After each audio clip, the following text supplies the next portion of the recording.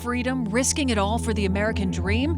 Today, 3/4 of Americans consider the breakdown at the U.S.-Mexico border a crisis, with suggested solutions that also divide. But this special border report is not about policy, but people, as we travel with the humanitarian group UNICEF to meet the migrants caught in the middle. Undocumented immigrants without the proper papers plea they are people first. And while dialects are different, migrants insist feelings of fear, love, and hope are the same.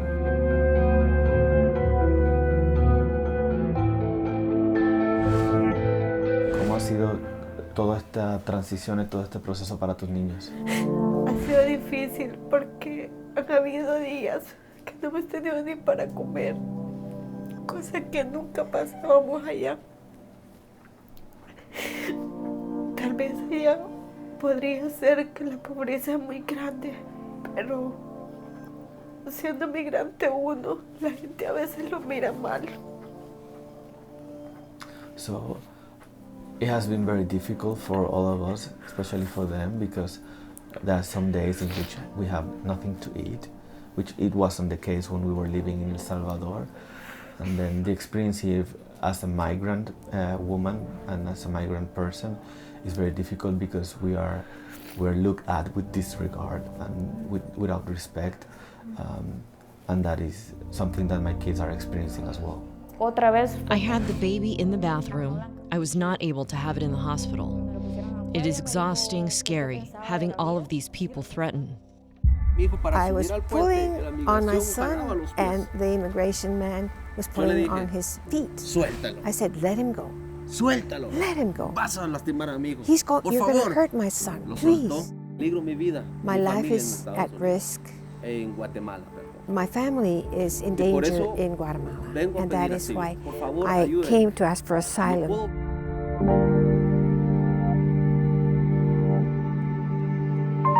El proceso de las familias que están migrando de Centroamérica y también del sur de México. So the process for the migrant families is a very difficult one, and it's also a very dangerous one.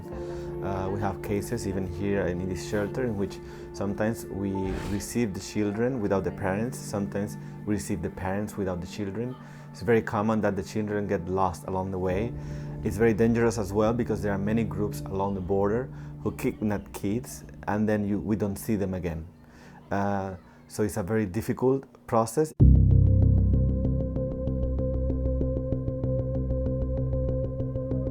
Lo que nos ha pasado a nosotros. It's not really a choice. We receive two options. Either we end up in the cemetery, we died. They're not only threatening us, they're also threatening our families. It's either we die or we go. I wanted nothing to do with these people. These people are criminals.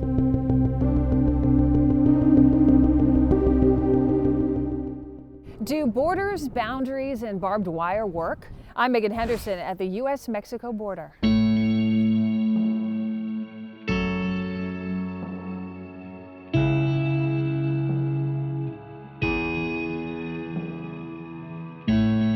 President Trump was shown 8 different prototypes of different walls before deciding on this see-through design. For many, progress and opportunity are just on the other side of this wall.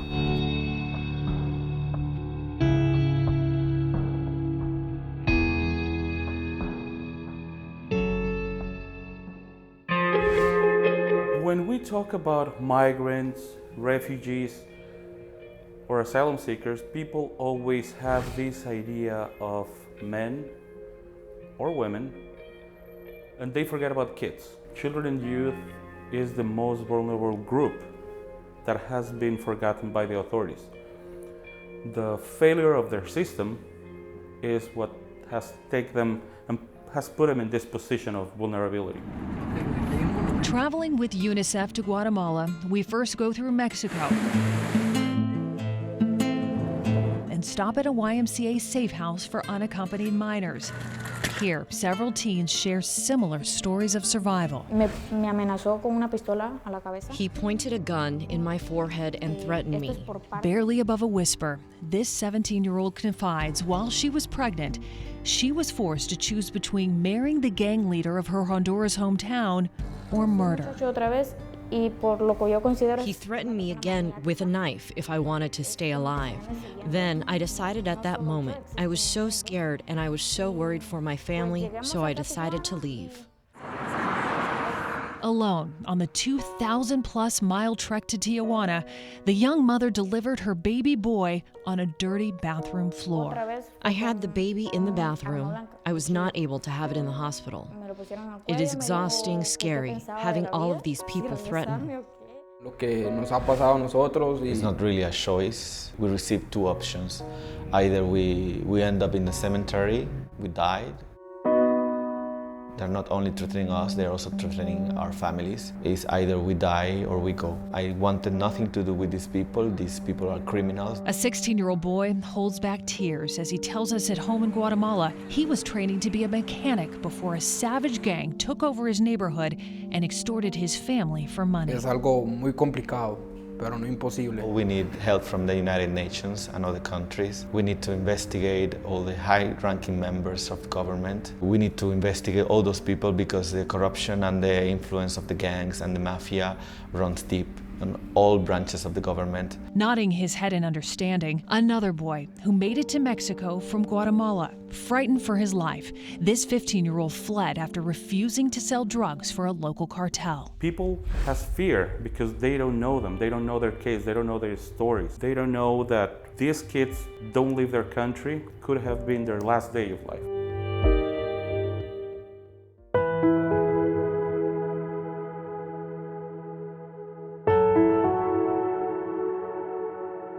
So today, as the wall continues to go up, statistics are showing that more families are falling apart.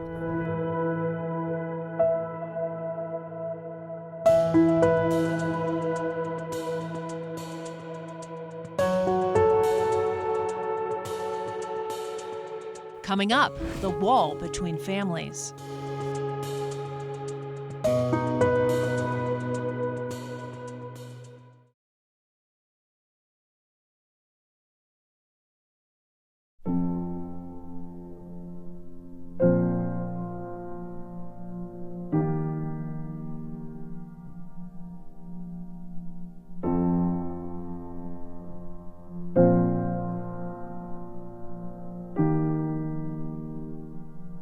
For many, the American dream is right through this fence.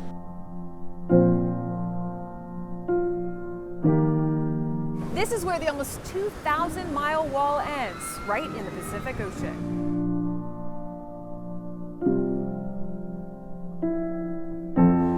What does this wall stand between? Before the wall went up, this is a spot where families from both sides of the borders would meet.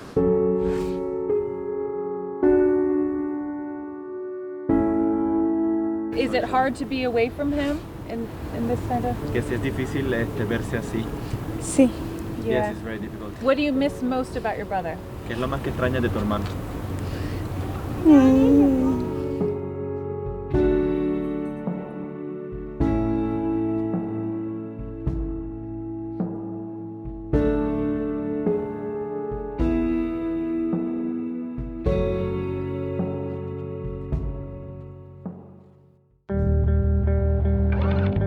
My dad right there, and that's his wife, and these are my two sisters over here, Yvette, Madej, and and my third one right here, and their sons, his two sons, my sister's son and her daughter.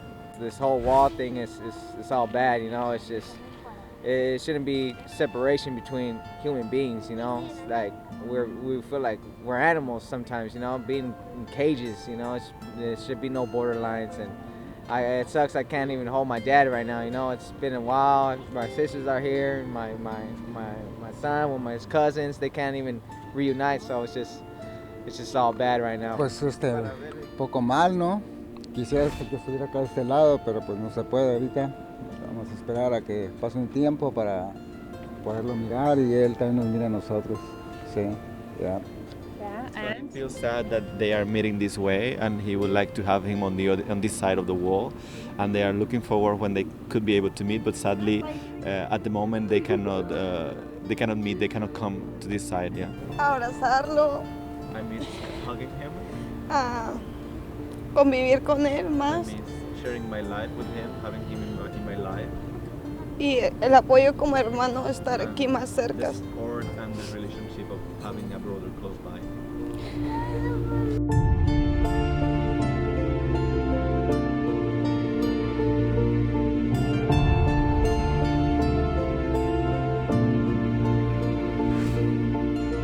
The wall means something different depending on where you stand.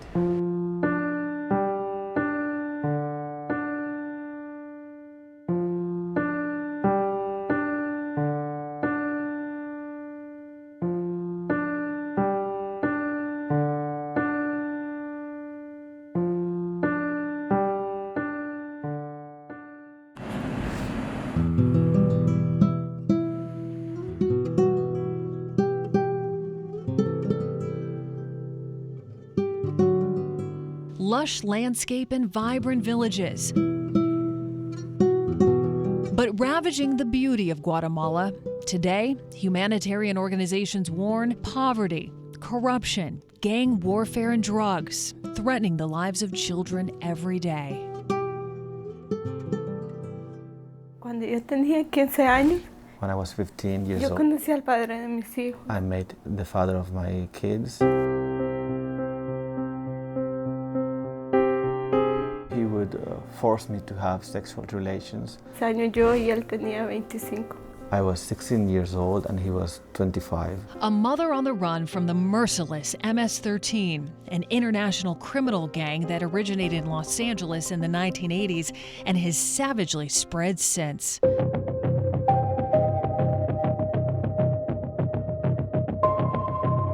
Y el papá de mis hijos.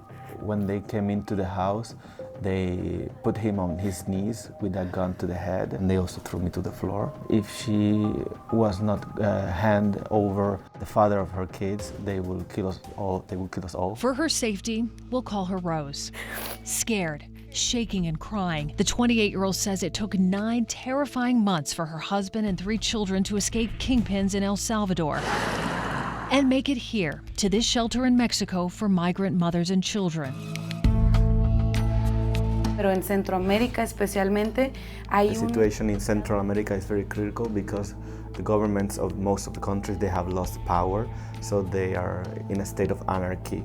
So all these gangs are kind of controlling the countries. Like most fleeing for their lives, Rose and her boys left in the middle of the night with nothing but the clothes on their backs. ¿Cómo ha sido toda esta transición y todo este proceso para tus niños? Ha sido difícil porque han habido días que no hemos tenido ni para comer, cosa que nunca pasábamos allá. Tal vez allá podría ser que la pobreza es muy grande, pero siendo migrante uno, la gente a veces lo mira mal. So it has been very difficult for all of us, especially for them, because there are some days in which we have nothing to eat, which it wasn't the case when we were living in El Salvador. And then the experience here as a migrant woman and as a migrant person is very difficult because we're looked at with disregard and without respect, and that is something that my kids are experiencing as well. 70% of Guatemalan citizens live below the poverty line. With its makeshift walls, no running water or electricity, this is a typical family home. Also, an invisible crisis. UNICEF reports almost half of the country's children suffer from chronic malnutrition, and in rural areas like this, it's even worse. See, with a staple diet of just corn, little ones may feel full and look healthy, but they're deprived of vital proteins and they aren't developing. changing deep-rooted customs is key to change. This early education center is supported by UNICEF. It's only been here for 6 months, but the families who live in this community say it is making a huge difference. Is it important for you to, as a mother, to see that they get a good education? Because we send them to school and they in turn will help us.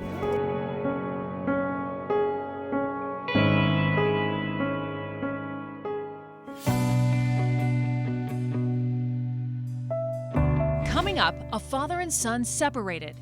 Can kids caught between countries be adopted across the border?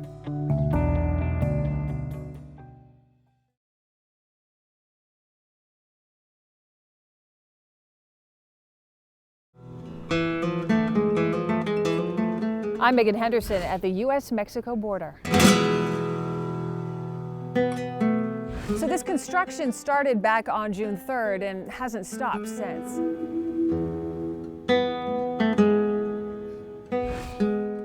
But what happens when children are trapped between two countries?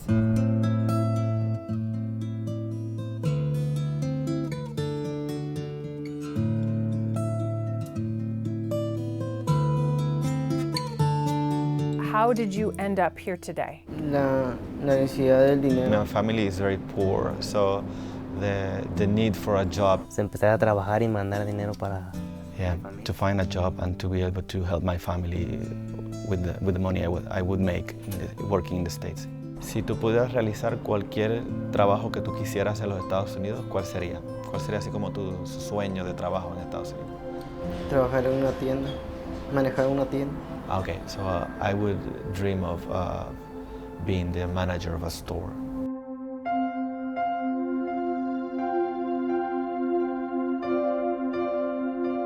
Two teens apprehended at the border, risking it all for what they call the American dream. Nos iban diciendo paso a paso que íbamos a hacer. The first 15 minutes we were crossing, and then we kept receiving instructions over the phone. And at some point they told us the guards on bikes, motorbikes, they were close by, so we had to hide in some bushes. Primero nos iban diciendo qué es lo que teníamos que hacer paso a paso. We were receiving instructions like if we had to run or we have to move into some direction. ¿Qué era lo que más te asustaba? ¿Puedes describir un poquito eso? ¿Qué era lo que más te preocupaba? Que me encontrara la migra. So what worried me the most was to be found by the immigration police. Sí, según que para que no nos vieran los migras. Yes, this is why I chose this clothes, so the migration police would not see us. Deported, scared, and alone, the 15 and 17-year-old waited this Tijuana shelter while officials searched for their families. It's a process we hear that could take months. When a child, a migrant child specifically, arrives here, is there a typical profile that you see with these children? Bueno, no necesariamente. So there's no necessarily a profile for, there's just the general knowledge that people go to the States because they are looking for a working opportunity. You talk about their mindset. En todos lados siempre va a haber historias. Hay unos que so in many cases there's a feeling of frustration because many of them have family in the States, or they in fact have to pay, as we saw. They have to pay in order to do the crossing. Is the wall that's going up right now, do you feel like that's made any difference at all in terms of the job that you do and the number of children or families that are choosing to cross? Bueno, eso no está de nosotros juzgarlo. It is not for us to judge that. Each country has to make its own decisions about their main concerns. Our concern and what we are doing here is to protect our children, and that's what we care for.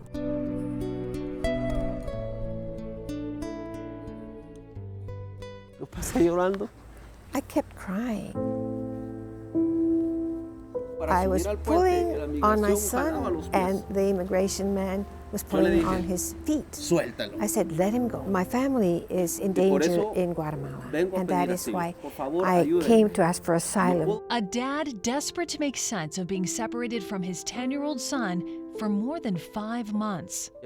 Took us by bus to a detention center known as Geo. Barely hold my tears back. I said, sorry, son, I'm a bad father. Why did I bring you to the United States? With a then pregnant wife plus 2 other little ones, Raul Sugmax cries he fled not only to provide a better life for his family, but to save his own after a gang took over his remote village. They hit me, they threatened me, they knew where I lived, they knew my family. Estuvo en Nueva York. With its wide open windows and thin walls, Raul's home is typical in the jungle, and so is his fear. After refusing to work for the criminal cartel, he is terrified his wife and kids will be tortured or murdered with machetes. I had to go to the United States. With financial help from family in the States, Raul paid respected coyotes over $7,000 to transport and guide the pair through the desert. They made it to Mexico, but then dropped us at the border in Arizona, the Colorado River. They said, run. I think my son's separation is kidnapping. The asylum seeker believes officers tricked him into signing papers he could not read or understand. And while his firstborn boarded a plane to New York, and he was deported. I didn't know what to do without my son. I even thought of killing myself. When I talked to him, my son said, Dad, the lady where I am told me she was going to adopt me. A recent Associated Press investigation finds legal loopholes do allow state court judges to grant custody of migrant children to American families. Abner was almost one of them. He had nightmares at night. 9, 10, 11. This is how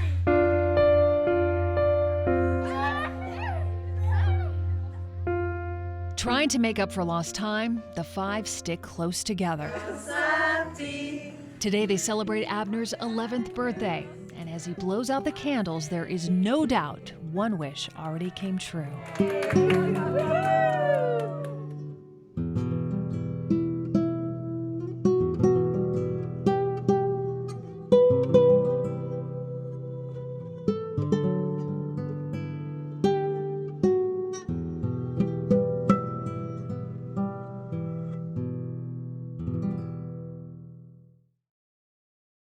It's an issue that continues to change daily. We'll keep on following it.